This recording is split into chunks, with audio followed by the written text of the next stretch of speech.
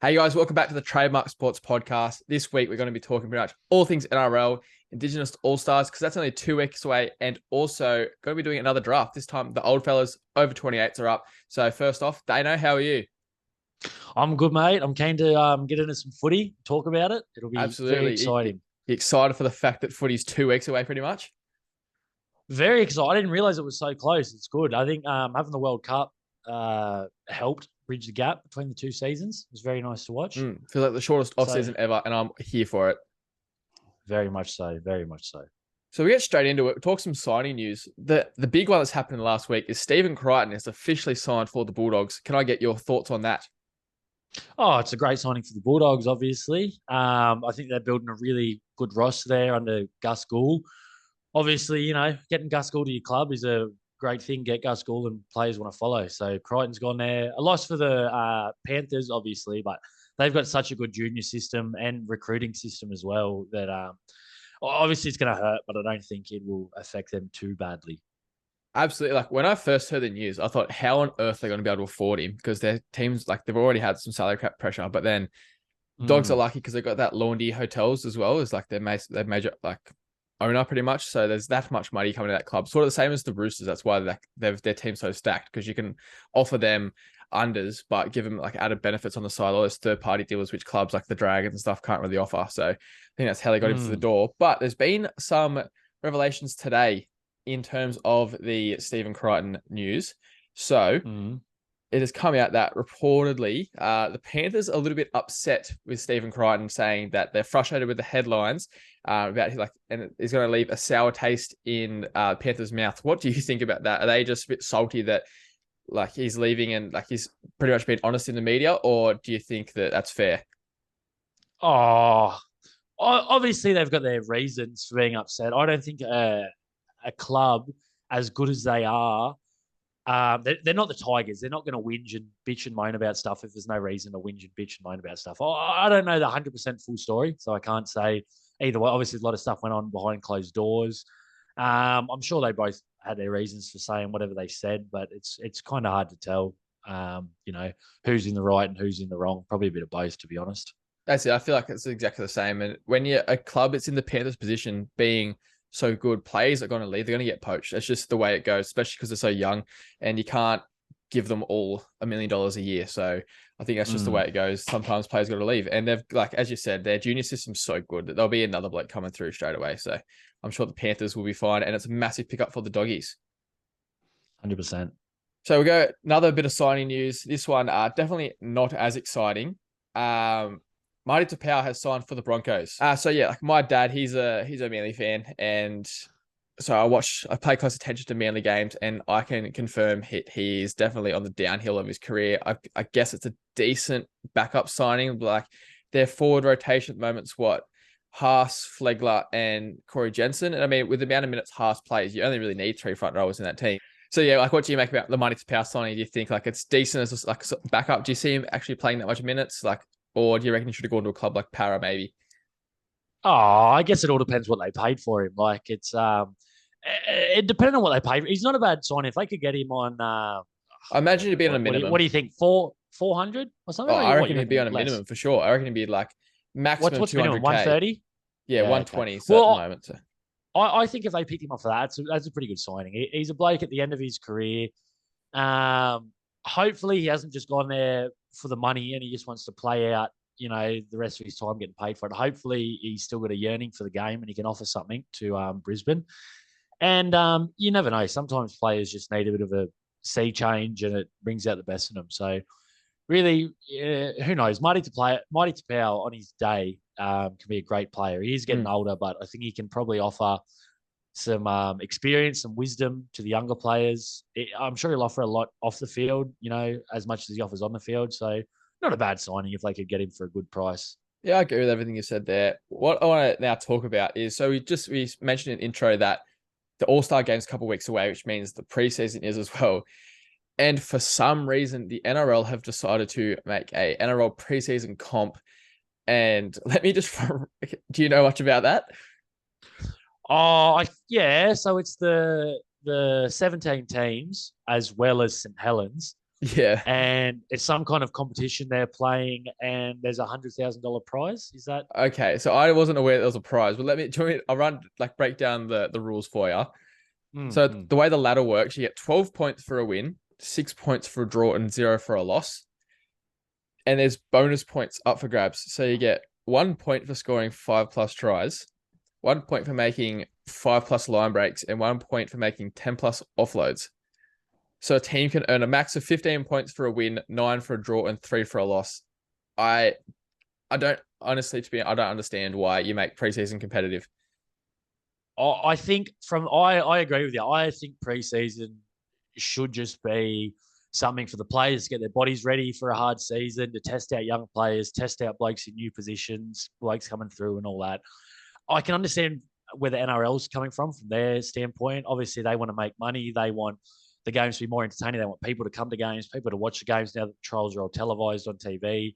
I think it's just more of an incentive for the teams to play their better players on TV, more people watch, more money in the NRL's pocket. That's basically the way I think their thinking is. Like I get that, but 100K in the grand scheme of things for an NRL club isn't gonna it's not life changing. And like as well, the only people watching preseason games are diehards anyway. I don't think it's going to attract the casuals anymore. And most of the time, you got half the team on there as Reggie's players anyway. I don't think, like for example, if you're the Dragons, I don't think now you're seeing this. You go, oh, let's play Ben Hunt for all 3 trials for 80 minutes. Yeah, no, I don't think it 100%. changes the team's thought process at all. I don't know. Yeah, how old is Ben Hunt? 50? If he Yeah, kicks the just ball wrong, about. he'll break his leg. Yeah. nah, I agree with you. Yeah. So what we'll do now, we'll get into our All-Star lineups. I think I'll start with the Moari All-Star team if you want. I'll list my team off. So I'll list my backs and then you can go your backs and we'll compare and then we'll get into the forwards and the bench. How does that sound? Great idea. All right. So my back line is as follows. At fullback, Kalen Ponga. On the wings, I've got Wateni Zalesniak and Rapana and Manu Holmes in the centers as well. And my halves are Jerome Luai and Jerome Hughes. What about yourself? All right. Mine is. Give me a second. All right. So my Maori All-Star team, I've got Kalen Ponga at the one, Dallin Wateni Zalesniak and Jordan Rapana on the wing, same as you. And my centers are Chance Nickel Clockstad and Joey Manu. And in the halves, I got Luai and Jerome Hughes. Is that because you didn't know that Valentine Holmes was Māori or what? Correct. Yeah. So now would you put Holmes in there? No. Stand by what I said. Sticking to it. Chance Nickel Clockstad. Yep. Fair stick enough. with him. I like him. Good player. What? I like that. I stick to your guns. So my forward pack, and this is where I think the difference is in the All-Star game. So my front row, James Fisher-Harris, Joseph Tarpanay, Brandon Smith at hooker, back row of Jordan Ricky and Britton Nakora with Corey Hadawira-Naira looking the scrum. So my pack, kind of similar. I got James Fisher-Harris in front row, Brandon Smith at hooker, Jesse Bromwich, the other prop. I got Kenny Bromwich and Britton Nakora in the back row, and I've got Joseph Tarpanay at lock. Yeah, okay. Yeah, so pretty similar there. And then my bench got Cody Nicarima at 14, Royce Hunt, Aaron Clark, and then the Bromwich boys, as well as I put in Britton Nakora twice because whoops. But my number 20 is my boy, Valence Tafare. Give that boy a run. I can't wait to see him absolutely kill it this year for the Dolphins. Get him in the All-Star game. Is that young bloke?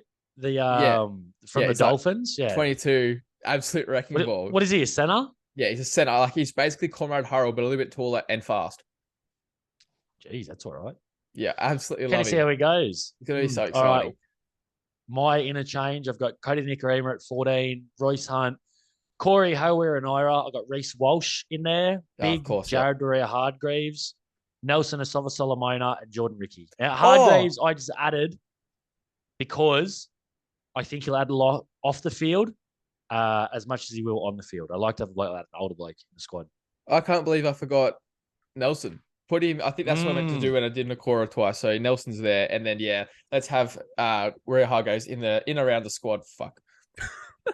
You definitely did not mean to have Nelson Asafa-Solomona in there. You put Britton Nakora there twice by accident, and you've heard me say Big Nelson, and now you just want to put him in there. No, I don't know what you're talking about. Absolutely not. Shit. Yeah, so now over to the Indigenous side. My back line is Nrl at fullback, obviously. Wingers, I think these pretty much pick themselves. Josh Adokar and Alex Johnston. And then I've got Jack White and Jesse Raymond in the centers, with my halves being Cody Walker and Nico Hines. All right, so mine's very similar. I got Trell Mitt, nothing more, nothing less at fullback. I got AJ and the Fox on the wings. I got Jack White and I've got Selwyn Cobbo in the other center. And my halves, I've got Mr. Cody Walker and Nico Hines. Yeah, so Cobbo makes my team as well, but just not there. So it was pretty much exactly the same. I feel like these teams sort of pick themselves, but the forward pack for the Indigenous All-Star team is where things get a little bit dicey. So I've got Ruben Cotter and Josh Kerr up front with, I'm going to put Jamal Fogarty in at 9. And then my back row, I've got Fafita and Wade Graham with Jack Bird locking the scrum. Okay, so my forward pack's very similar. I got Ruben Cotter in the front row. I got Jermaine Tanoa Brown as the other front rower. Yeah. And I also have taken Jamal Fogarty at 9. My back row, I've got David Fafita and Jack Bird, and I've got Josh Curran at lock. Yeah, okay. Yeah. It's like, I think 9 is definitely a glaring issue for the Indigenous side. Yeah, 100%. My bench as well is packed with outside backs. So at 14, we've got the Hammer, and we've got Scott Drinkwater, Ezra Malm, Josh Curran, Tanoa Brown, Shaq Mitt, and then Selwyn Cobbo. All right, not bad. My bench is pretty similar. I've got the Hammer as well at 14. I got Adam Elliott, Ezra Mam, Josh Kerr, Scott Drinkwater, Big Shaq Mitt, and Wade Graham at 20. Yeah, I think your team's a lot more balanced, especially at bench, because I've just got outside backs galore. There's so much talent in the outside backs. I'm still missing Dane Laurie and Tyrell Sloan and guys like that. Yeah, so am I. I tried to go back forward when I think I got one extra forward in there when I did my bench. Yeah, you've definitely got more forward. I think I've got 3 forwards on a 7-man bench. Big minutes there, boys. Big minutes. They can do it. They're big boys. They train all season for this. They're playing for their culture. They'd play 120 minutes if they had to. Oh, they'd play 120 minutes with 2 broken legs if they had to. All these boys, right. Indigenous and the Maoris, yeah. So now we will get into the thick of it with the over 28 draft. Now, because you went first last week, I think it's only fair that I go first this week. How do you feel about that? I thought you would say that. I don't feel great about it, but I think there's two players over 28 that I think we both really want, and I'm guessing if you're going first, then both of us can't have both of them. So yeah, so that makes it fair enough. Pick. So with my first pick, first overall, give me James Tedesco. Tedesco or Munster? That's who I thought you'd pick. Yeah, 100%. All right, Teddy, good pick. Well, I'll take Munster then for my first pick. I'll cop that. I think the obvious thing to do is build out your spine. I'm going to go and take who I think is the best hooker in the comp. Give me Api Coruscant. Good. Yeah, that's good pick. Very good pick. He was on my board too. He actually wasn't my first choice hooker, but he's very good. Yeah, okay.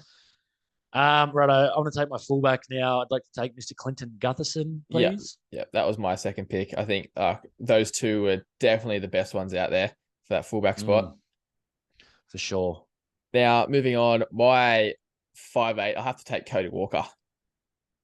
Yeah, okay. Cody Walker, not a bad pick. I actually had Jack White above Cody Walker. Oh, true. Yeah, I think so. Last week there was an overwhelming majority of people said I won the draft. This week, I think Dane's got it all over. I don't know. I was looking through it and I feel like I've missed so many people. But anyway, I don't know if it was an overwhelming majority. There was. I wouldn't say overwhelming. Maybe 60-40. 60. Yeah. Okay. Whatever you say, mate. Righto. Whatever, pal. All right. I'm going to take my halfback now. And I'm going to take Ben Hunt, please. Yeah. Of course, you're going to take my boy off me, you dog. I had to. He's definitely the best. To see you frown. Yeah. Thanks, mate. So my third pick, I think I'll take a half as well. It's actually tough between the two guys I've got sitting here. They're both really good, but I think off last season, because of what he achieved with his team, I'm going to take Mitch Moses. Yeah, Mitch. There's so much half talent in in the over 28 bracket. Like it's crazy how Mm. many blokes you leave. Jerome Hughes as well. He's another Yeah. one. Here's the other guy, Adam Um, Reynolds as well. Adam Reynolds, yeah, 100%. Adam Mm. Reynolds, it's crazy, which I think is what we were saying last week. How hookers and halves really come into come into their best footy in their mid to late 20s to early Yeah. 30s, As they and I mature and they think get like a wiser head, that sort of thing. And definitely. All right, back to me. I'll take my hooker now, and I'll take Damien Cook. yeah, he was definitely my second option up there. Like they're both Coruscant and Cook are both unreal players, but for me, I think Coruscant's better. Maybe it's because of the system he was in, but I think, yeah, for me, Appy Coruscant is one of the best players going around. So, Yeah, definitely. and I think I do worry this year for the Rabbitohs because what Cook and Walker are both 32, 33. So not young. They've re-signed them to big deals. If they get injured, they could be stuffed. 100%. Then yeah, they'll be in big trouble because those two blokes really lead the side around, especially with Adam Reynolds gone now. It's sort of all on Cody Walker's back. I think like they've got Mamazoulis and Taff as like their backups, and one of them's like it's okay if one of them's injured, but if they're both out, oof, that spine starts to look very shaky. Yes, they're in big trouble there. So fingers crossed for them that they don't have that done to them. But I think now I think I'm gonna take. I'll build my four pack first again. I'm gonna take Joseph Tarpanay in front row. I was taking him next. He was my next pick because this week I was making sure I was going to build forwards because you got the best forwards last week by far, and that's why everyone said you won. So not everyone, a few people. Yeah, see, even now you're who don't know what they're talking. They don't know what they're talking about. Oh, whatever. No, wait, they're just hating on me. I don't. Whatever. All right, good pick. All right, I'll take a front row or two then. I'd like to take Jake Trbojevic in the front. Okay, that's so rogue. I did not even have him on my board, to be honest. Jakey T? Yeah, he's so past it, bro. Oh, he's not. I think I've got a thing. I've got a weird thing for players who I feel bring as much to the culture of a club as they do on the playing field, and blokes who will offer as much off the field as they would on. I feel like Jake Trbojevic at training would. I feel like he trained harder than anyone else, and he'd be a good bloke for young blokes to look up to, and say that's what a rugby league footballer is. That's what it's about. I've just got a soft spot for blokes like that in my heart, so I picked him. He's not past it. You're wrong, but so I see what you're saying, but I think like I also feel like Anthony Seibold might actually be a really good change for him. As funny as that sounds, because Des Hazle's just using him as a decoy and a battering ram. And we know from especially the way he saw his game at the start of his career, he's so much more than that. And I think 100%. Seibold could definitely bring out the best of him this season. And I don't know, he does look a bit slow. I will say that. So maybe stripping some kegs off him and just say, like, just go out there and play what you see rather than just take a mountain of hit ups and a mountain of tackles. Yep. No, I know what you mean. Yeah, probably. Oh, hopefully he goes really well this year.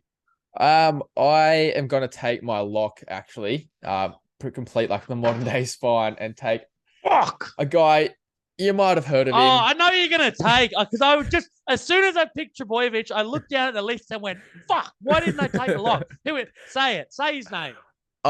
Back-to-back premiership winning captain. This guy, what's his name? Isaiah Yeo.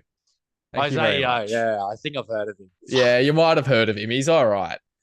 He goes all right. He's not a bad player, I guess. Yeah, he's okay. All right, you got Yo, whatever. Well, I'm gonna take it locked then. I'm gonna take Jason Taumalo, please. Yeah, another gun. Last year, it came back to his best form and he's added a pass to his game, which is scary. Yeah, definitely. Imagine a bloke coming at you that hard. You brace yourself completely. You think, shit, how am I going to tackle this bloke? While you're thinking that, he just goes pop, and then some quick blokes run straight past you. Yeah, then you got Tommy Dearden out the back to Scott Drinkwater to Valentine Holmes, and you're like, oh, yeah, sweet. There's a try. Terrifying. Yeah. Speaking of big boppers that can go to the line of ball play, give me Junior Paulo. Yeah, Junior Paulo is a very good pick. I think there's actually a lot of good front rowers in this age bracket. Yeah. I think I've done like my front row is sorted now. Tarpanay and Junior Paulo. Thank you. Yes, very good. All right.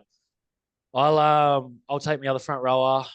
I'll like to take Christian Welsh, please, which I think it might be Yeah. a bit two rogue picks, I guess, for front rowers. No, I love Christian Welch. It's a bit of a hot topic at the moment. His name's got a bit of weight to it, but Yes.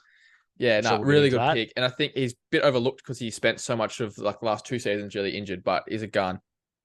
Yeah, absolute gun. Really good. And I think another one, I know I keep talking about another one of those blokes who brings a lot off the field as well. Yeah, I was about to say the same thing. Like he's got such a good head on his shoulders.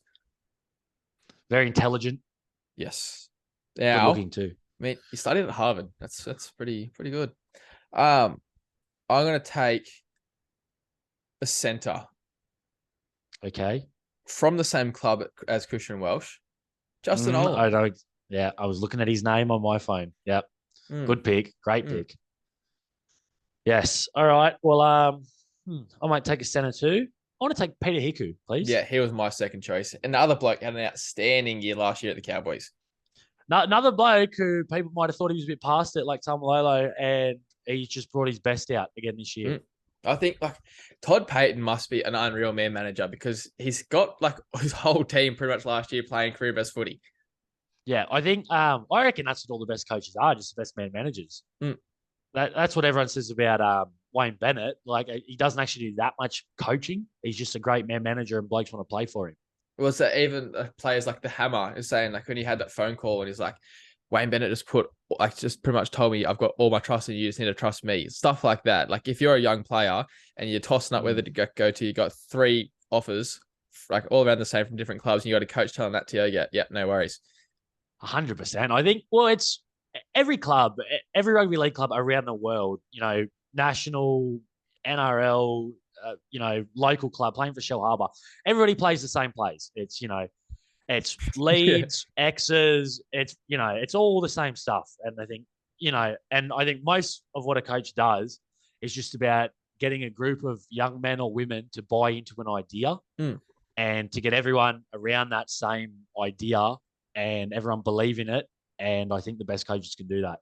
That's actually a really good point. Well done. Thank you, sir. I'm moving on to my second row now. I don't know if he's actually officially signed. Like, there's some visa issues, but I want John Bateman. Yeah, he was in mine as well. Good, very good pick, John Bateman. It'd be interesting to see the impact he has for the Tigers. Yeah, I think he's having visa issues, is he? Yeah, that's what I've heard at the moment. That's why he's still over in England. But I've also heard people who actually like watch the Super League and stuff say he hasn't been that great. So we'll see what goes on there. Yeah, well, hopefully he brings out his best footy playing in a better comp, for lack of a better word, in the NRL. Yeah, all right. I'm gonna take a winger now, and I'd like Daniel Tupou, please. Good pick, solid pick. Like he's a guy that you just know you're going to get from him. He's going to put in the hard yards. He can finish every single chance that's being created. He's like such an underrated player. He's going to be heavily missed when he retires. Oh, he was great in Origin, and as much as everyone said, "Oh, Freddie should have picked the Fox," and I said that too, and maybe he should have. You can't knock Daniel Tupou. He was great. Yeah, he was fantastic. He was probably one of New South Wales' best players over the course of the 3 games. Yeah, like you said, you know exactly what you're going to get for him. He's never going to dog it. He will have a go every single time. And what I love is he just doesn't complain. You never hear a bad word out of him. Like he gets through all the shit work. He's been doing it for 10 years. The amount of times he's come off his own line, get absolutely bashed, and just don't hear a peep out of him. Yeah, I probably the Rooster system, I'd say, is the reason. He's been a Rooster his whole career, hasn't he? Yeah. He's been there for years now. Yeah. Nah, that'd be the reason, I reckon. I'm going to follow you and take a winger. I'm going to take one of the best try scorers we've ever seen, Alex Johnston. Yep. Knew it was. He was my other winger. Yeah, that's a great pick. Especially since I've got Cody Walker, got that bit of connection there down that left side. Yeah. Alex Johnston, great try scorer. Good pick. All right. I might take another center, and I'd like Dane Gagai, please. Yeah, that's a good pick. I knew, like, as a Knights fan, I was saving him for you. I was like, because you took my Dragons pick, but I'll be a nice bloke and let you have your Knights player. You're a better bloke than me. Well, some would say. But Gagai, I think he's been really good. Like, obviously, the Newcastle team is struggling. I think he's been one of our better players, and now I rate him. And obviously, he's always good in Origin, as much as I like to admit it. Yeah. Mm, I'm going to take my second rower, and I want Kurt Capewell. good pick. Good pick, Kurt Capewell.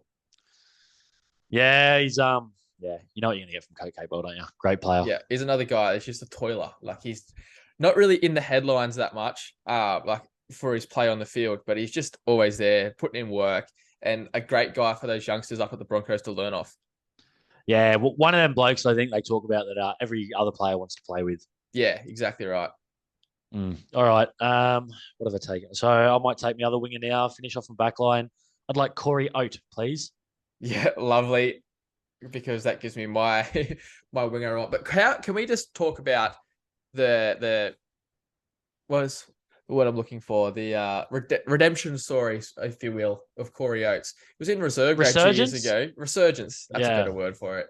He was in reserve grade a couple of years ago, and Kevin Walters said, "You're better off go looking for another club." And he went, "Nah, stuff you. I'm gonna prove you wrong." Full credit to him. And he did. Yeah, And he did. exactly. Yeah, no, he's a good player. He's not flashy, but he gets the job done. He's a good player. There's a few get the job done players here. Love a get the job done I'm player. going to take my other winger as well. I've got the flashy finishing of Alex Johnson on one side. I need a brute on the other side. Mike Acevo. Ooh, I didn't even think of Mike Acevo, but that's a very good pick. Yeah. Shit, how did I miss him? How did I miss Mike Acevo? He's great. There'll be that very many good. players we've missed, and you guys will let us know about it too, I bet you. Yeah, 100% they will. We'll get reamed for it in the comments. Yeah. All right. Absolutely. I think I've just got my back row left. So I'm going to take Kenny Bromwich in a back row, please. Yeah, good picks. Again, you know what you're getting from him. Really, really good defensively, which I think is underrated, especially on the edges. So that's a really good pick from you. Yep. Thank you. And then I think I've just got, if I believe I'm correct, which I usually am, You a started, centre so should have to go. Mm-hmm. And I'm going to take. Oh no, I'm not, because you've got him in your team. This is where What are you going to do here? Bit of a downfall. The only other player I can think of is Wonga Blake. Oh yeah, Wonga Blake. He's good pick. I don't like to sit here and put shit on players. So Yeah, especially when they're Wonga Blake. 1,000 times better than we'll ever be. 100%. So yeah, Wonga Blake, 1,000 times better than we'll ever be. Played in the NRL. Good on you, Wonga Blake. Good pick. Yeah. Oh fuck! Sound like I feel sorry for him there. I don't. He's playing in the NRL anyway. All right, I'm gonna take my last pick. Move on from that. Give me a big Tarek, please, Mr. Tarek Sims. That's a good pick over there. He's gonna kill it this year in the Storm system. I agree. I think he'll do very well. Very good looking too. Big man. It's good. We'll bring the ladies in to see him hopefully, and a few of the blokes if that's your thing. Good on you. But yeah. All right, go list your 1 through 13 for me, please. All right, 1 for 13. I've got Clint Gutherson at fullback. I got Daniel Tupou and Corey Oates on the wings. Dan Gagai and Peter Hiku in the centers. My halves are Cameron Munster and Ben Hunt. Oh shit, that's a good. That's so nice. That's tasty. In the front row, I got Christian Welsh and Jake Trbojevic with Damien Cook at hooker. Back row, Kenny Bromwich and Tarek Sims with Jason Taumalolo locking the scrum. I think you've built a really good, a team. Like, they would seem like they played it really well together. Like, it's not just a few stars, just chucked in there. It actually seems like a really solid side. Oh, I thought about this. I'm thinking. So everyone in the comments, if you say his team's better, you're just wrong, and everyone knows it. So okay, over to my team now, 1 to 13. James Tedesco, Alex Johnson and Sevo on the wings.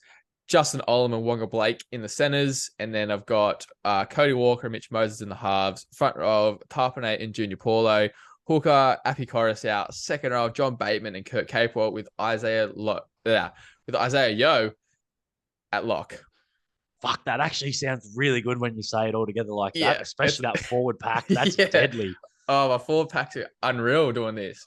Oh, that is a deadly forward pack. Shit, I wish I took Isaiah Yeo. Yeah, you missed the trick there, but Tamalolo's the great player. Tamalolo's, he's a very good player. There is one thing that I would like to touch on with you and get your thoughts on before we go this week. And that is, I just want to see what your read on the RLPA versus NRL situation is, especially with coming out this week that some of the clubs, namely the Sharks and the Dragons, haven't been doing like their media responsibilities and a bit of a boycott to try and Knights. I think Manly, Manly, Roosters and Panthers. There's a few. Yeah, so there's a lot of them coming out, sort of joining together, like in sort of a boycott to try and get the NRL on to listen to them. What do you make of the situation? Oh, well, listen, I think at the end of the day, rugby league's a business. These blokes are employees, and I think they're entitled to a collective bargaining agreement that they've agreed to, they believe in. And I think what they're doing, it's not just about pay. A lot of it is about ensuring the future of retired rugby league players, especially fringe rugby league players like in the NRL who are not going to get jobs on Channel 9 or as NRL coaches, blokes who have got to go back and go to work, and probably a lot of them have to go back and be bricklayers or chippies or sparkies or whatever. And, blokes have absolutely given their body to rugby league, and they need, blokes have to go back to work. They need to be able to get surgeries and that for, surgeries so they can get their body right so they can work for the rest of their lives like everyone else has to. And yeah, I think at the moment the NRL covers surgeries 12 months after retirement, which people have said is not enough time to get all the surgeries you need. Absolutely not. Yeah. And from my background of I'm studying physio at university for those who don't know, and a lot of the changes are degenerative over time. So these guys, when they're 50 and 60 and their hips are busted from playing NRL, it's where they've been unskilled laborers for the last 30 years because footy was their life. They thought, I'll do this forever. That's when the NRL needs to come in and be able to help out. And that's what the players are searching for, stuff like that. It's not just about the money. Yes, the money is something they're looking for because it's not matching up to what it has previously. And they're going backwards, which it shouldn't be because the game's growing. But there's a lot more depth to it than just the money. I think this whole thing, me personally, I think a lot of people would have soured them a little bit to the NRL. I think the way the NRL has handled this, they've tried to come out and swing their dicks around and go, look at me. Nah, you're not getting this. You're not getting that. We're not budging. And I don't think it's good enough. I think they released the salary cap a couple of days before Christmas, before a CBA had been reached, just to go, oh, look, we're giving the players all this money and they're still not happy with it. And I think it's just a shit go from the NRL. The NRL is nothing without the players. And I think you've got to give the players what they're entitled to and what's fair, because they give everything to the game of rugby league, and they make the NRL head honcho dudes. They put that much money in their pocket. So I think it's only fair to reward the blokes who actually give their bodies and their lives for the game. I couldn't agree more. And it's just stuff, they've got the mainstream media on their side so much so that, and that's what what me and you are trying to do here is give a voice of reasoning on the other side, so that it's not just being pumped from people like Fox League and News Corp just bashing the players. I think it's ridiculous, and honestly, some of the journalists should be ashamed of themselves for the way they're handling this and the way they're dragging players through the mud. Yeah, 100%. It's easy for blokes, on less money to sit at home and go, they're getting, 3 times, 4 times, 5 times as much as what I'm getting. They're being greedy, blah, blah, blah. But it's not about that. And I think there's been a few former players come out. I think Noel Cleal from Manly come out, labelled the players as greedy, which, all respect to Noel, he's entitled to have his opinion. But back then, my relative too. I didn't know that. Yeah. Players had, I'm glad I said all respect to him then. Players had other jobs too. Rugby league wasn't their whole career. The rugby league was something they did on the side. They, were coppers or chippies or brickies or garbos or whatever. You know what I mean? They had that. And respect for them because they've laid the platform so that now the players can be professional these days. 100%. No disrespect to the old players and that, I think. But it's I think I can. Yeah, I understand where they're coming from, but I think at the end of the day, rugby league players are employees and they are entitled to be treated fairly and have their body looked after they've given so much to the game. And I don't know if you've seen the stuff with the women's CBA as well, but I think the way the NRL are treating the girls is disgusting. I agree. Obviously, the goal is to make the women's game as professional as the men's. And I just think you want to give the women as much as they can so that they're in a position to pursue rugby league as a full-time sport. And so at the moment they can't. Oh, sorry. You go. Yeah, no, I was finished. Okay, it's honestly, as we just spoke about, the former NRL players, like rugby league players, used to have jobs on the side, and these like women do. So they need to know when their season's starting so that they can inform like their employers of when they're going to like have to miss work and take time off and stuff. Like they're like they can't just go, oh yeah, your season starts in 2 weeks. Like it's just they're stuffing around so much. And the women's game over the last 5 years has developed incredibly. Like the skill level has jumped so much that players like I honestly like do believe this that Millie Boyle, if you chucked her like let's say down Group 7 in first grade, she'd hold her own. Oh, she'd belt the shit out of me. That's for sure. That's it. That's like where 5 years ago the front row was there. You'd probably laugh at him if they'd rocked up at a women's game where like at a men's game where now the skill gap is improving. Like Jess Surger would run circles around a lot of blokes I know. Yep, definitely. Yeah, I think it's that's exactly what you said. The women at the moment, they can't make all the money they need to have a sufficient living purely off rugby league. So they need, to be told when their season starts, to be given, I think, pregnancy leave is another. Yeah, imagine in 2023 not having maternity leave. What a joke. Oh, it's ridiculous. And if the NRL want to take the women's game seriously, which I think they should, because the women's game is a great form of footy. Like, yeah, I love it because I've heard people say, older blokes, that it's like watching footy 20, 30 years ago. There's no wrestle in it. It's just pure rugby league. Just the chicks bashing the shit out of each other. Yeah, they hit each other as hard as the blokes, harder even. It's a great game to watch. And I think a lot of other sports, when I've got to be careful I don't get in trouble here, but I think when they get a female, like talking about the WNBA, the skill level I don't think is quite comparable to the men's skill level in the NBA. But whereas in the NRLW, I think those chicks they're phenomenal. They are, they're great. And I think as well, the NRL have done it quite well with the way they set it up. It's slowly introducing teams, making it bigger and bigger, rather than what the AFLW did and just chuck 18 teams in there straight away. And the level of competition is awful. You've got like proper length games that are like 18-3 because they're just the players aren't up to scratch. Where the NRL, like they've done it really well, as the talent pool gets bigger, so does the comp. And I think like in 5 to 10 years time, we could be looking at the biggest women's sport in the world, up there with like the soccer and stuff, because of how well, like if they continue to develop the game as they have and keep the girls on side. Because rugby, for example, their women's game set up quite well, and the players can have guaranteed like larger contracts, guaranteed working conditions. And I think we're going to lose a lot of the players over there because players like Emma Tonegano and Kennedy Charrington and stuff have played rugby, and with with the click of the fingers, just like, yep, see you later. Yeah, 100%. And that's a very dangerous prospect because our women's game has really the potential, as you said, to it could go anywhere. It could do anything. So I think the NRL's got to be really careful how they treat these girls, treat them with respect, treat them the way they deserve to be treated, and grow the women's game because it's seriously got potential to go anywhere. I absolutely agree with you, mate. So unfortunately, a bit of a negative way to end off the podcast this week. But if you've made it this far, you're an absolute champion. So make sure you like the video over on YouTube and leave a 5-star review on Spotify and Apple Podcasts, and download the episode because it really helps us out. But yeah, thanks for joining us again this week. Thanks again, Dano, for your incredible insights. Anytime, mate. Anytime. Happy to do it. All right. So we'll see you guys next week. Thanks for tuning in. Say bye. Bye.